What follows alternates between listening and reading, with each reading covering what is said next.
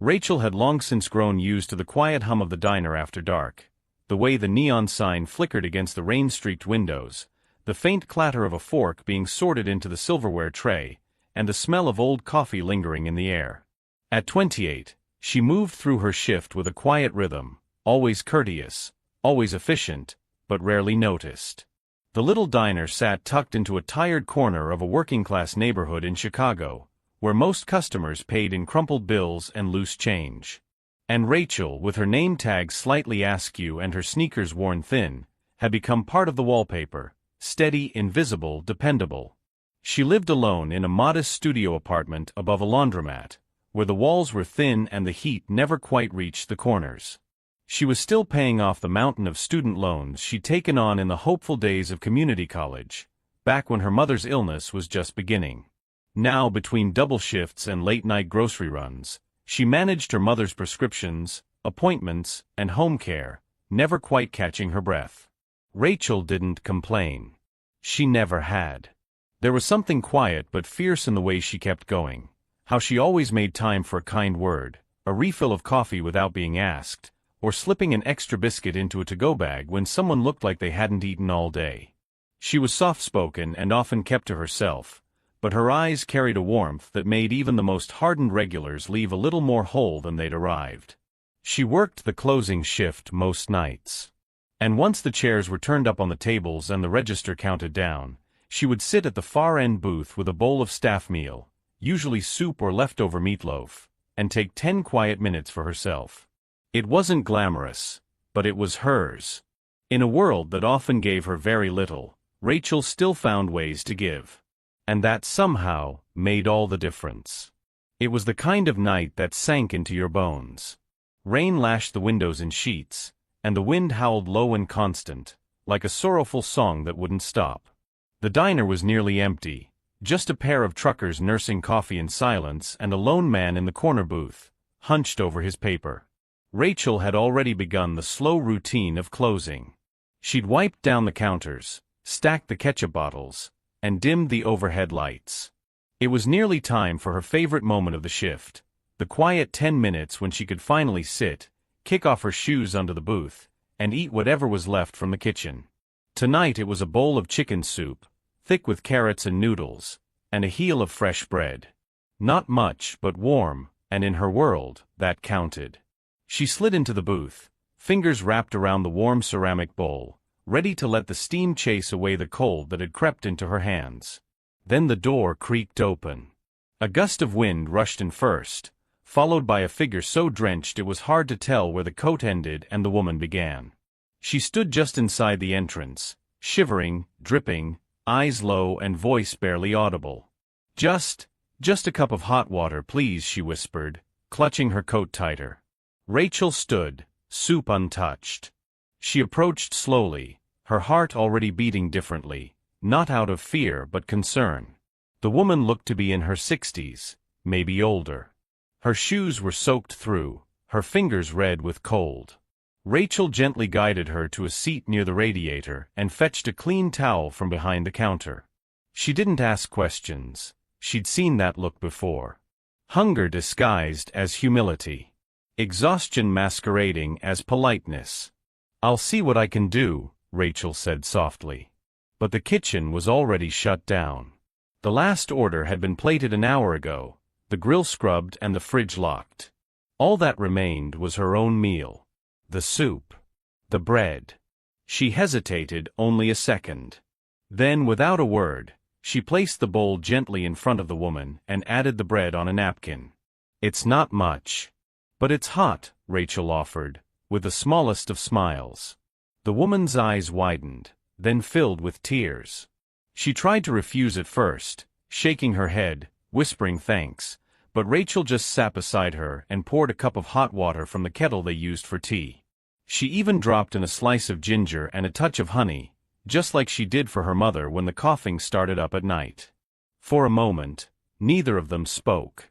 Outside, the storm raged on. But inside, there was warmth, a kind of quiet kindness that didn't need to be explained or returned. When the woman finally took her first sip of soup, she closed her eyes. Rachel watched her closely, her own hunger forgotten. Sometimes, it wasn't about how much you had. It was about how much you were willing to give when no one was watching. And Rachel had just given everything she had. Little did she know, someone was watching. If this quiet act of kindness touched your heart the way it touched ours, don't forget to like the video and subscribe to Justice Reloaded HD. We bring you real stories that remind us there's still good in this world. Stories of everyday heroes, silent sacrifices, and the moments that change everything. Because Rachel's story is just getting started. What she didn't know was that someone had been watching that night. Someone who would soon turn her simple gesture into something much bigger than she could ever imagine. Stay with us. The best is yet to come. Rachel didn't just stop at the soup. She moved with a quiet purpose, stepping into the small staff room in the back where she kept her things. Digging through the cubby beside her locker, she pulled out an old knitted scarf, faded maroon, with a loose thread hanging from one end. It had belonged to her mother years ago, worn soft from winters past. Rachel hesitated for a moment, running her fingers over the wool, then folded it neatly and carried it out. "Here," she said gently, offering it to the woman. "Just until you warm up." The woman stared at it, hands trembling. She took it as if it were something far too valuable for someone like her. Rachel didn't let the silence linger. She poured a cup of ginger tea, added a drizzle of honey, and placed it on the table beside the now empty soup bowl. The woman had eaten slowly, savoring each bite like it was a blessing. Rachel sat across from her, not as a waitress, not as someone offering charity, but simply as a fellow human being who saw the pain in another. The woman's eyes glistened, her lips parted like she wanted to speak but couldn't find the words. Eventually, a hoarse whisper escaped. "I haven't had a hot meal in 3 days," she said. "And no one's looked at me like a person in longer than that." Rachel didn't reply with sympathy or clichés. She just nodded, hands wrapped around her own untouched tea, and listened. They spoke quietly for a few minutes, about the weather, about nothing really, and in those few minutes, Rachel offered the one thing most people denied to folks like her: dignity. Before the woman left, Rachel reached behind the counter once more and came back with a small paper bag. "I found some cookies left from this afternoon. Thought you might like them for later." The woman held the bag to her chest like it was a bouquet of roses. And when she finally stood to leave, scarf wrapped tightly around her shoulders, tea finished, and warmth creeping back into her fingers, she reached out and touched Rachel's hand. "You don't know what this means." "Thank you." Rachel smiled. "Take care, okay?" The door closed behind the woman with a soft chime of the bell, leaving the diner quiet once more. Rachel cleared the table, wiped down the surface, and tossed the used napkin into the trash. There was no applause, no audience. Just another long shift, just another act of kindness quietly done and quickly forgotten. But what Rachel didn't know was that someone had seen everything. In the far corner of the diner, behind the last booth where shadows pooled under the flickering light, the man from earlier sat still, coffee cold in his cup, newspaper untouched. He'd watched the whole exchange, every gesture, every word. His eyes followed Rachel as she returned behind the counter, her expression soft but tired, her back straight despite the long night. He reached into the inside pocket of his jacket and pulled out a small leather notebook. With a quiet sigh, he wrote something down, closed the book, and placed it back beside his wallet. Then quietly he stood, left a $20 bill on the table for the untouched coffee, and stepped out into the rain. Rachel never even saw him. But he saw her. And that would change everything. The man who had watched everything from the corner booth was not just any late-night customer. His name was David Langston. But no one in that diner would have guessed. He wore a simple wool coat, faded jeans, and a pair of scuffed leather shoes that had seen more rain than polish. His silver-streaked hair was still damp from the storm, and he'd ordered only a coffee when he slipped in quietly to escape the downpour. To the outside world, David Langston was a name whispered in corporate boardrooms and printed on Forbes covers. A billionaire. A tech visionary. A man with stakes in real estate, clean energy, and half a dozen startups that had changed the way people lived and worked. But tonight, he wasn't any of those things. Tonight, he was just a man, tired, driving home alone after a late board meeting downtown. He had taken a wrong turn, missed the highway ramp, and ended up on this forgotten side of Chicago where streetlights flickered and sidewalks cracked. The rain had started so suddenly and so hard that he'd pulled over at the first place he saw with lights on, an old diner with a neon sign buzzing half dead. He hadn't expected anything more than shelter from the storm. But what he witnessed in that quiet diner stirred something deep in his chest, something he hadn't felt in years. As he sat in the booth, hidden behind his unread newspaper, he watched the young waitress give up her own meal without hesitation. He saw the gentleness in her hands as she wrapped a scarf around a stranger's shoulders. He heard the kindness in her voice, not rehearsed or performative, but honest and real.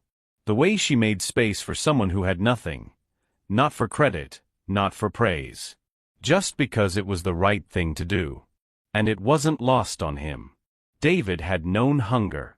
He'd grown up in the rougher neighborhoods of Detroit, raised by a single mother who worked 3 jobs and still sometimes went to bed without dinner so her kids could eat. He remembered the feel of worn-out shoes, the embarrassment of using food stamps, the way people looked away when you asked for help. It had taken him decades to climb out of that life. Money had changed his world, but not his memory.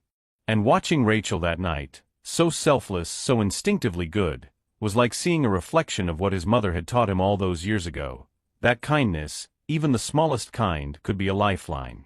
As the woman left the diner wrapped in Rachel's old scarf, David stayed a moment longer. He didn't move. Didn't speak. He just watched as Rachel quietly returned to her duties, clearing dishes, wiping tables, completely unaware of what her actions had meant. To most people, it was nothing. Just a waitress doing a decent thing on a stormy night. But to David, it was everything. He took out his small notebook, the one he always carried for thoughts and ideas. He wrote down a single line. Compassion is the rarest kind of wealth. Then he slipped the notebook back into his coat pocket, stood up, and left a crisp $20 bill on the table, far more than the coffee cost, but not nearly enough for what he'd just received. As he stepped out into the cold rain once more, David Langston knew one thing for certain. He hadn't just found shelter that night. He'd found purpose. And Rachel, she was about to find something too. The morning after the storm, the sun rose over Chicago with a kind of quiet gentleness, as if the sky itself was still recovering from the night before. The streets were damp, glistening with puddles, and the old neon sign outside the diner buzzed back to life, this time under a pale golden light. Rachel was already back at work. Same uniform, same tired shoes, same calm smile as she refilled sugar containers and set fresh menus at each table. To anyone passing by, it was just another slow morning at a forgotten diner on the edge of the city. But something felt different. She couldn't quite explain it. Maybe it was the afterglow of having helped someone, or the quiet way the woman had squeezed her hand before leaving. Rachel hadn't told anyone about the encounter. She never did with things like that. What mattered was that someone got through the night a little warmer, a little less alone. At 10:47 a.m., the bell above the door jingled softly. She looked up from behind the counter and saw him, a man with silver hair and kind eyes, dressed in the same simple coat from the night before. He walked slowly, deliberately, and took a seat in the same booth he'd sat in just hours earlier. Rachel didn't recognize him. She'd been too focused on the woman to notice anyone else the night before. He smiled politely and ordered a black coffee and scrambled eggs, nothing fancy. She scribbled it down, tore off the ticket, and passed it to the cook window. When she brought his coffee, he looked up at her and spoke, not unkindly, but with quiet curiosity. "If that was your last meal last night, why did you give it away?" Rachel paused, surprised. She blinked, confused for a beat. "Sorry? You gave your dinner to that woman, didn't you?" There was no accusation in his voice. No judgment. Just a question from a man who had clearly seen more than she'd thought. Rachel set the coffee gently on the table and gave a small, almost bashful smile. Yeah. I guess I did. He tilted his head, studying her. Why? She shrugged lightly, glancing toward the window, watching sunlight play against water-streaked glass. Then, after a moment, she answered. Because sometimes, the ones who need help the most don't know how to ask for it. Her voice was soft, but certain. There was no pretense in it, no performance. Just a simple truth from someone who had lived enough to know it firsthand.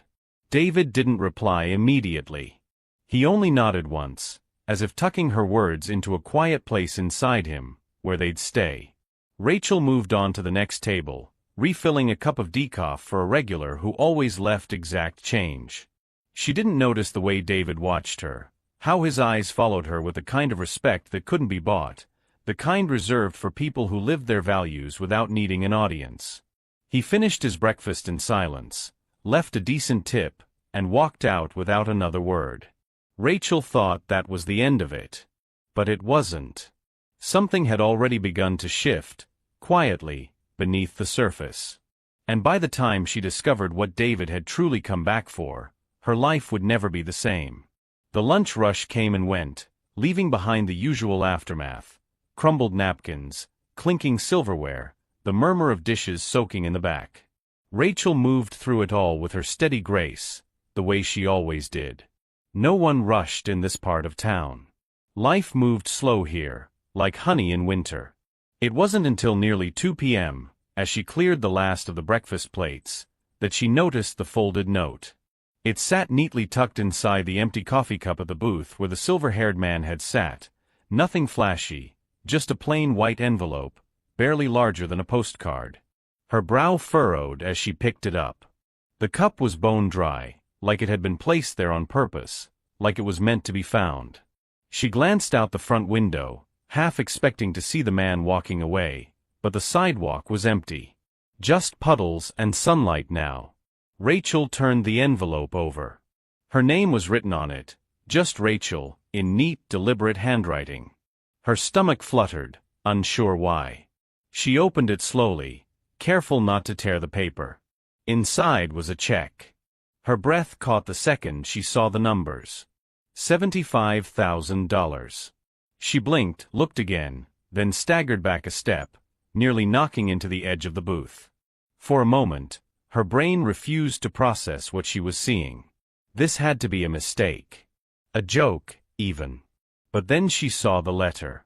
It was a single sheet of paper, folded twice. The same handwriting, simple and elegant. Rachel. I didn't come here looking for a meal. I came here to get out of the rain. But what I found was something far more nourishing. I watched you give the last of what you had to someone who had even less. Not for recognition. Not for praise. But because it was right. That kind of heart is rare. And it's worth investing in. This isn't payment for soup. This is faith in a person who sees the invisible and chooses kindness anyway. Do something bigger with it. DL. Rachel stood frozen in place, letter in hand, heart pounding like a drum in her chest. Her eyes welled up before she even realized. She read the note again, slower this time, each word sinking deeper into her ribs. She thought of her mother's medical bills. The student loans that felt like a permanent shadow. The dream she'd shelved years ago of opening a place where no one would ever have to go hungry again. Tears slipped down her cheeks, quiet and stunned. In her world, where kindness was often all she had to give, this letter felt like a hand reaching down into the deep and lifting her out. She clutched the envelope to her chest and looked around the empty diner, the cracked vinyl booths, the humming refrigerator, the clock that always ran 5 minutes fast. For the first time in a long while, she felt something shift. Hope. Real, terrifying, extraordinary hope. David Langston was gone. She might never see him again. But what he left behind was more than a check. It was a challenge. A doorway. A spark. And Rachel. She was about to light the fire. 6 months later, the diner was gone. Not the building, It still stood on the same quiet street, under the same flickering neon sign, but everything else had changed. The windows were cleaner now, glowing with warm yellow light that spilled onto the sidewalk like a welcome mat. The cracked vinyl booths had been replaced with handmade wooden tables, each one different but lovingly restored. The smell of fresh bread and simmering broth greeted every guest who walked through the door. Above the entrance hung a simple wooden sign. The Last Meal Cafe. It was Rachel's dream, made real, not just a restaurant, but a haven. A place where no one had to explain their story to receive a hot meal. No questions asked. If you were hungry, you ate. If you were cold, someone found you a coat. And if all you needed was someone to sit with while you drank your tea, there was always a chair waiting. The community showed up in ways Rachel never expected. Local bakers donated day-old pastries. Farmers sent crates of produce at the end of the week. High school kids came in after class to sweep floors or wipe tables. Some days, a stranger would leave an envelope at the front counter. No name, just a few folded bills and a scribbled note. Keep going. Rachel paid off her student loans. She covered her mother's medical care, ensuring she had everything she needed to rest and heal in comfort. And with what remained, she poured her heart into the cafe, building something that would last. On one wall, just above a row of mismatched chairs, Rachel hung a hand-painted sign that had become the cafe's quiet anthem. When you have nothing left to give, give from the heart. People came in just to take photos of it. Others sat quietly beneath the words, reading them over and over like a prayer. One day, a local journalist stopped by for lunch, heard the story, and wrote a feature. Within days, the article went viral. Thousands of people shared it, moved by the idea that a single act of kindness could ripple out so far, could feed not just stomachs but souls. Donations poured in. Volunteers offered to build sister cafes in other cities. Letters arrived from across the country, from teachers, veterans, single moms, and teenagers, each one saying the same thing: thank you. We needed this. But Rachel never let it go to her head. She still swept the floors at closing time. She still took her break with a bowl of soup and 10 quiet minutes to herself. The only difference now was that, most nights, someone else was sitting at the far table, warming their hands around a cup of tea, just like that woman on the night it all began. Rachel didn't change the world overnight. She just opened her heart, and gave the world a place to sit down. And that made all the difference. In a world that often feels rushed and indifferent, Rachel's story reminds us of a powerful truth: you don't need wealth to make a difference. Sometimes the smallest acts, a warm meal, a kind word, a quiet gesture, can echo farther than we ever imagine. Especially for those of us who've lived long enough to see the highs and lows of life, we know, what lasts isn't what we keep, but what we give. Compassion doesn't fade with age, it deepens. And often, the quietest kindnesses become the loudest legacies. So if you've ever wondered whether your goodness still matters in a world that sometimes feels too busy to care, remember Rachel.